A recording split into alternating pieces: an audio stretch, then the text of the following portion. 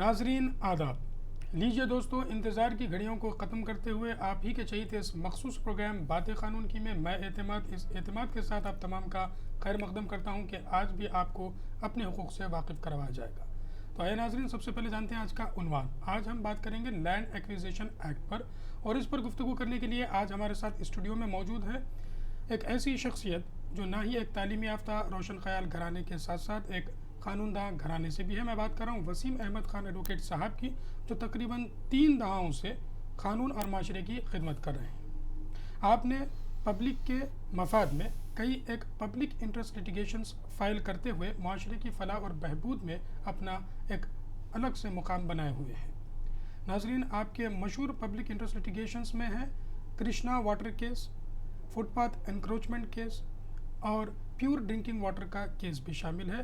हाल ही में आपने mosquito menace पर भी एक केस फाइल करते हुए रियासत आंध्र प्रदेश की अदालत आलिया से कई एक अहम डायरेक्शंस या ऑर्डर्स या फिर यूँ के ये जजमेंट्स लिए हैं।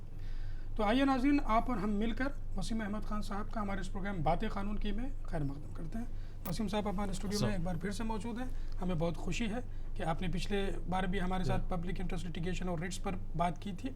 आज लैंड एक्विजिशन एक्ट पर मैं आपसे ज़रूर गुफ्तगू करेंगे। उससे पहले चाहेंगे कि नाजरीन आज फिर से एक बार हमारा आज का उन्वान नोट कर लें। लैंड एक्विजिशन एक्ट पर आप गुफ्तगू करेंगे और इस पर गुफ्तगू करने के लिए आज हमारे साथ स्टूडियो में मौजूद है वसीम अहमद खान एडवोकेट साहब।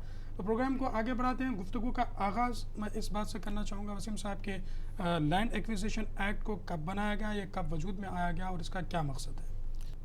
ये शुरुआत तो इसकी 1870 में हुई, 1870 में जी। फिर बाद में ये पूरा मुकम्मल एक्ट जो है 1894 में अमल में आया और तब से लेके अब तक कई अमेंडमेंट्स हो चुके हैं इस एक्ट में।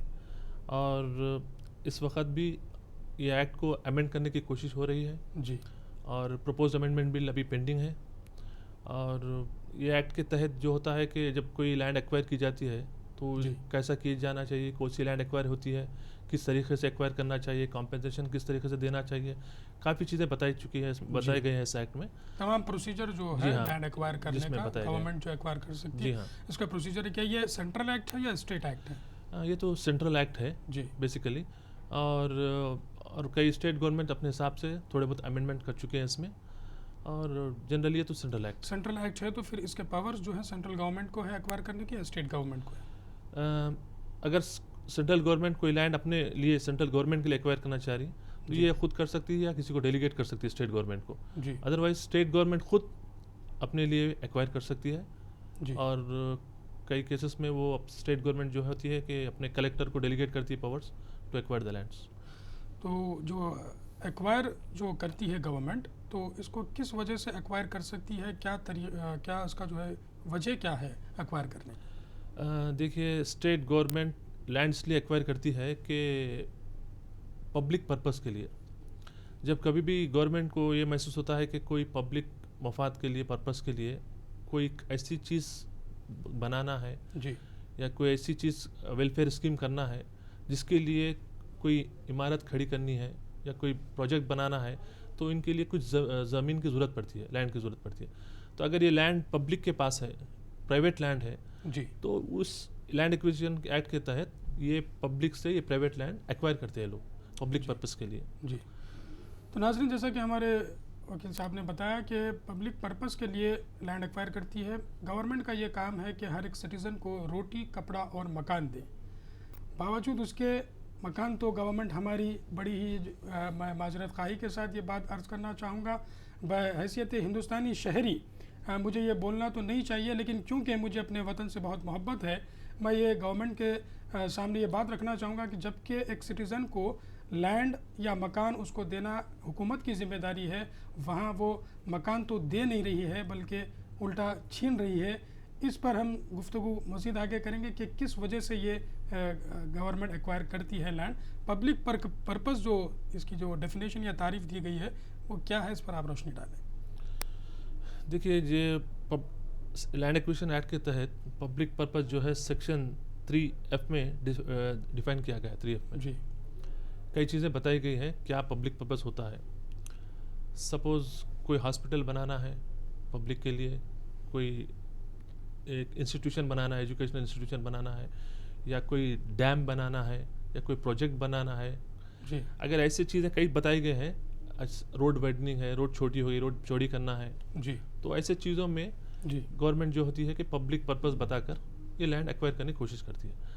और आपने इससे पहले जो कहा है कि गवर्नमेंट की ड्यूटी होती है कि पब्लिक को घर दें। जी जब लैंड एक्वायर होती है तो ये देखा जाता है कि पब्लिक इंटरेस्ट एट लार्ज क्या होता है, इससे जो एक्वायर करने से फ़ायदा किसको ज़्यादा हो रहा है।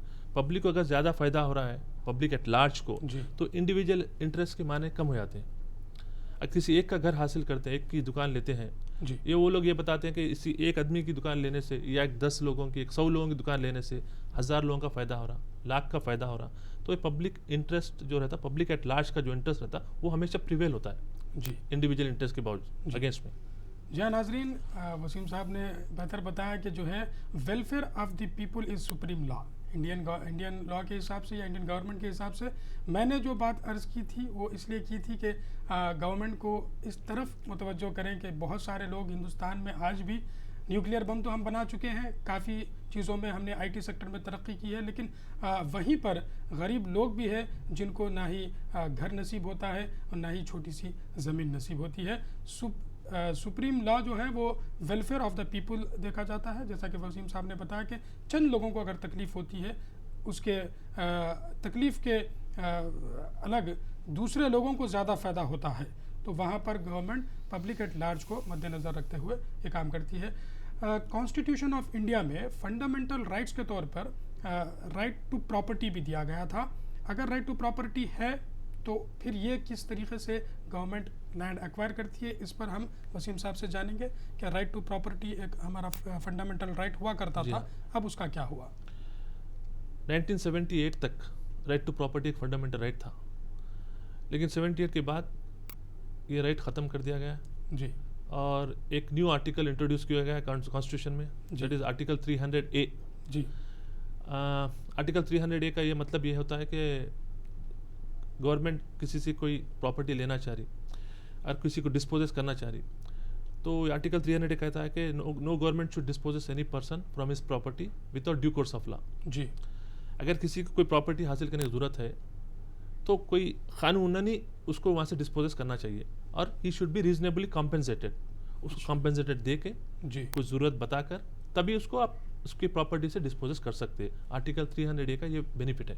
जी तो देखिए अक्सर ये लैंड एक्विजिशन एक्ट में ये होता है कि procedure has to be followed.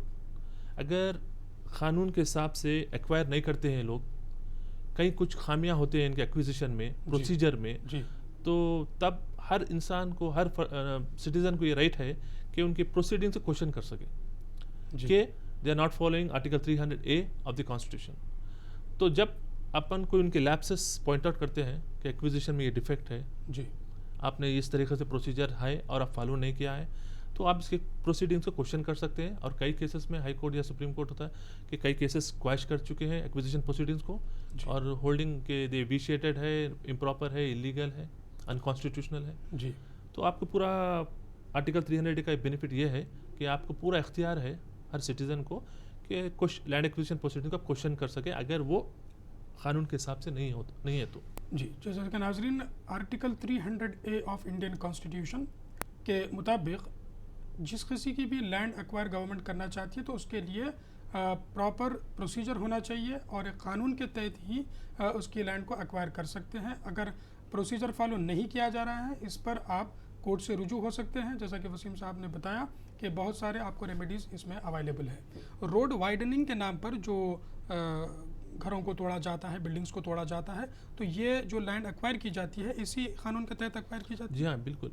जी देखिए, जहाँ तक रोड वाइडनिंग का मामला है, apart from land acquisition act, जो म्यूनसिपल एक्ट है, पहले जो हैदराबाद म्यूनसिपल कॉरपोरेशन एक्ट था, अब GHMC एक्ट बोलते हैं उसे, ये एक्ट के तहत भी दो प्रोविजंस है, सेक्शन 146 एंड 147, जी जिसके तहत ये पावर्स दिया गया है कि म्यूनसिपल कमिश्नर को कि अगर रोड वाइडनिंग के लिए किसी की प्रॉपर्टी की ज़रूरत है तो वो डायरेक्ट पार्टी से नेगोशिएट करे, जी आपस में मिलकर म्यूचुअली कुछ कॉम्पेंसेशन एग्री करें म्यूचुअली, और अगर म्यूचुअली दोनों नेगोशिएट करते हैं तो उस सूरत में ओनर को अपना कंसेंट लेटर देना पड़ता है कि मैं मेरी प्रॉपर्टी आपको हैंड ओवर करना चाह रहा हूँ, इसके एवज में आप मुझे ये कंपनसेशन दीजिए और या अदर कुछ बेनिफिट्स दीजिए जी। फर्दर अगर थोड़ी प्रॉपर्टी बच रही है उसकी तो कंस्ट्रक्शन के लिए और कुछ ज़्यादा गुंजाइश रिलैक्सेशन इन कंस्ट्रक्शन में ऐसा एक प्रोविजन है। म्यूनसिपल एक्ट के तहत भी एक प्रोविजन रखा गया है। तो जैसा कि आपने तो हैदराबाद म्यूनसिपल एक्ट की बात की है,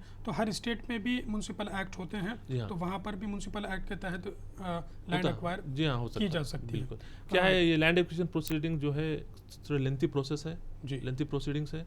तो इस जब कोई रोड वाइडनिंग की जरूरत पड़ती है जी, तो ये प्रोविजंस इनेबल करते हैं कि म्यूनसिपालिटी को नेगोशिएट करे पार्टीज। अगर पार्टी विलिंगली हैंड ओवर करना चाह रही है तो लैंड एक्विजिशन इनिशिएट करने की जरूरत नहीं है।